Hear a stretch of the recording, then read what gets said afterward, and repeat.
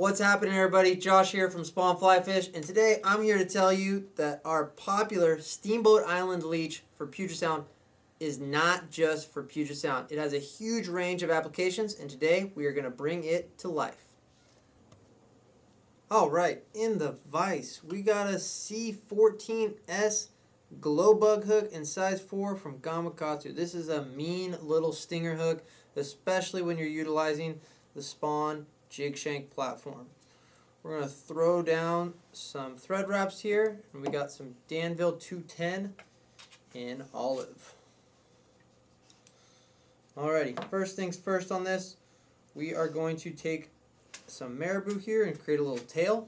So we got some dark olive from Fish Hunter. I'm going to flip that hook upside down, and I'm just going to tie this little tail right on top of that hook shank, or on bottom, depending on your orientation at this very moment. So we're going to trim off that tag, and then we will wrap all of that down.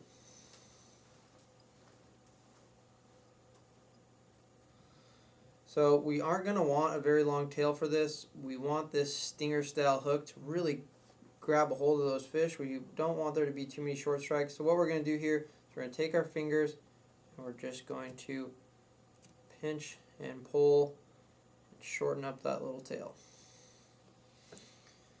Alright, so this would be a time where you could use a loop right here, or if you're like me, you might use what we like to call the clump and dump method. Leave your mean comments in the section below. No, I'm just kidding. But it is a foolproof method for me, but I totally understand for those of you that want to use a loop and get a more even body here. Makes total sense.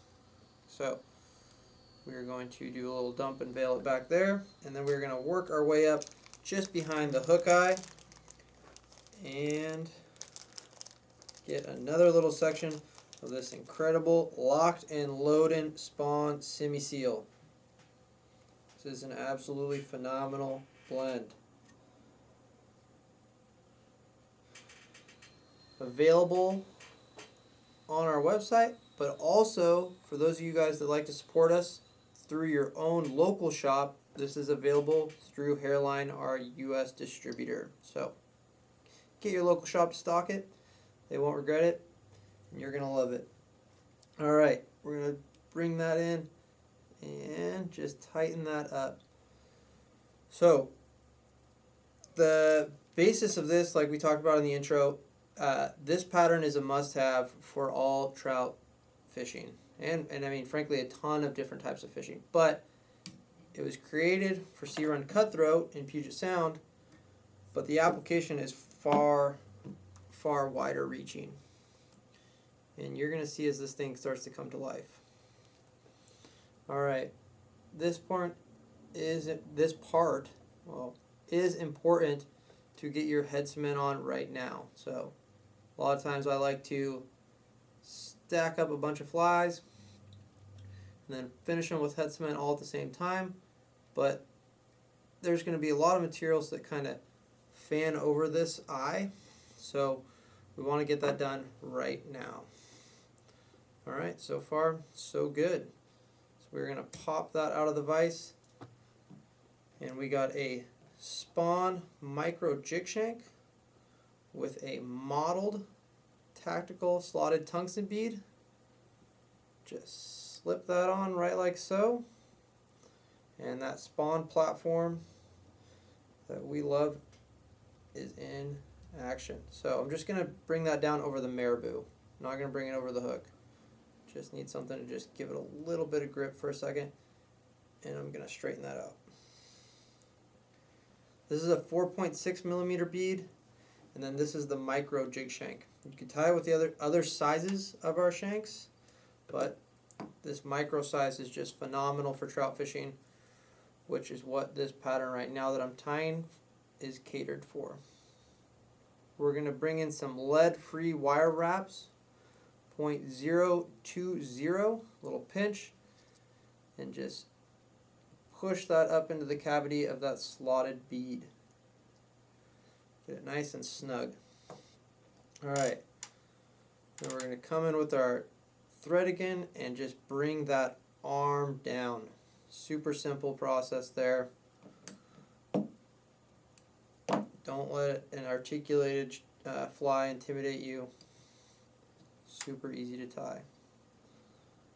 Alright, we're doing some angled wraps here. And then we're going to come through on straight and just really lock that lead-free wire into place. We don't want that sliding. Alrighty. You can kind of see the idea of how this is coming to life. If you've seen the video that we have on the Steamboat Island Leech, the one that we tied specifically for those anadromous cutthroat that we have in Puget Sound, and this is looking familiar, for those of you that are new to this pattern, this is going to be a really, really cool platform. We do have both 60 and 90 degree jig shanks, but today we're tying on a 60 degree, and the reason why is I'm going to fish this more in the middle column of the water. So the closer I get to the bottom, the more I like to reach for that 90 degree. So I would recommend tying them both in 60 and 90 depending on how you're going to be fishing them. Alright, back to the clump and dump. Again, if you're going to use a loop, this would be your time, and stack that full of locked and loaded, enough to get just behind the bead.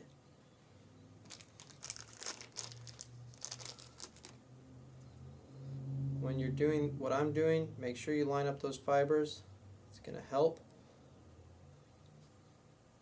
you get an even distribution of simi.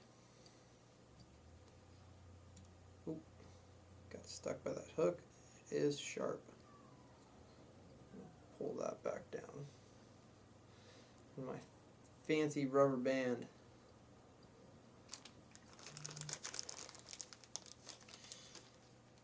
Alright, couple more sections of dubbing here and we should be ready to rock and roll. Feel that back. Yep, and we'll get one more in here. And this little leech pattern is coming to life.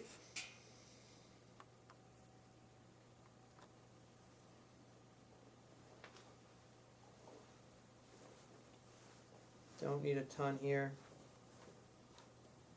We'll get that right behind the bead. Bail it back. Check for even distribution. Pretty stinking good. And we will go back to our fish hunter marabou. So to finish this fly, we're going to use some of that dark olive marabou that we use for the tail, and we are going to wrap some of that here in that front section of the fly.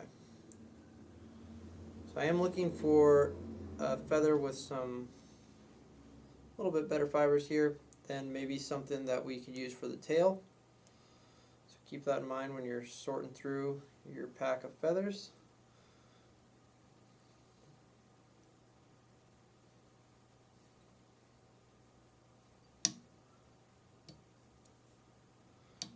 Alright, I'm just going to wrap this guy.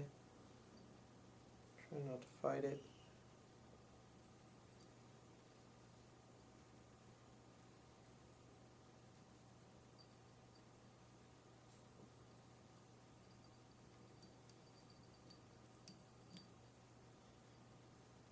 That'll do it. I'm going to get some of those excess fibers out of the way here.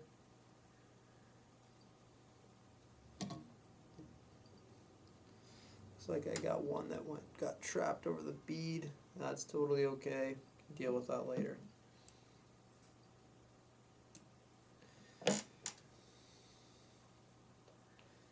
Alright, now I'm going to clean up this finish. Get my brush here, just brush these out, try to make sure I don't have any crazy trapped fibers. Looks pretty good to me. Hopefully you think so too. I know the fish will. Alrighty. So, last thing we're going to do here is we're just going to do a little dub noodle on our thread. Let's lock the vise back in position.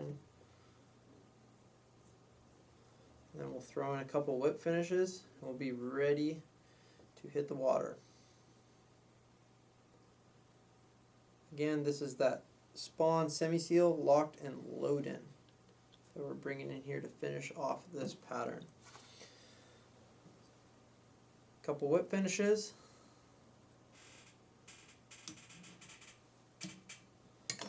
And good to go.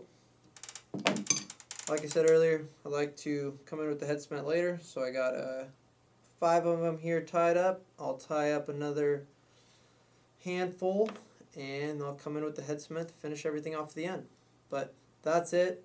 I hope you guys enjoyed. If you did, hit like, hit subscribe, and we will see you guys next time.